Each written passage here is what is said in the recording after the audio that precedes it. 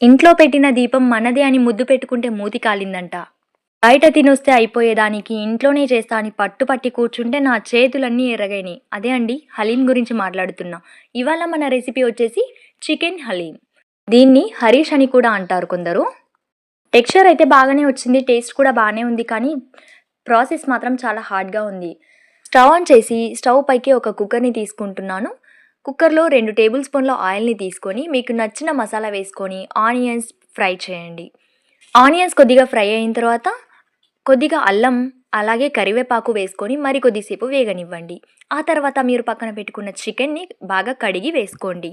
Chicken మగ్గిన తర్వాత ఉప్పు, కారం, ధనియాల పొడి వేసి మగ్గనివ్వండి. ఆలోపు ఒక అరగంట ముందు మనకు నచ్చిన పప్పులన్నీ అలాగే పంకిన్ సీడ్స్, కొద్దిగా బాదం పప్పు, జీడిపప్పు ఉంటే జీడిపప్పు వేసుకొని ఒక అరగంట సేపు నాననివ్వండి.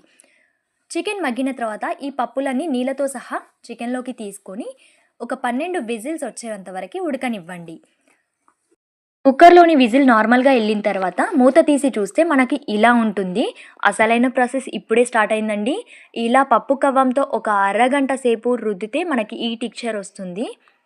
ఫస్ట్ టైమ్ చేసినా గానీ చాలా పర్ఫెక్ట్‌గా వచ్చింది. ఇందులోకి కొన్ని బ్రౌన్ ఆనియన్స్ ఉంటే బావుంటుంది. కానీ ఎలా కుదురుతుందో నాకు డౌట్‌గా ఉండే. అందుకే నేను చేయలేదు. టేస్ట్ మాత్రం చాలా బాగొచ్చింది.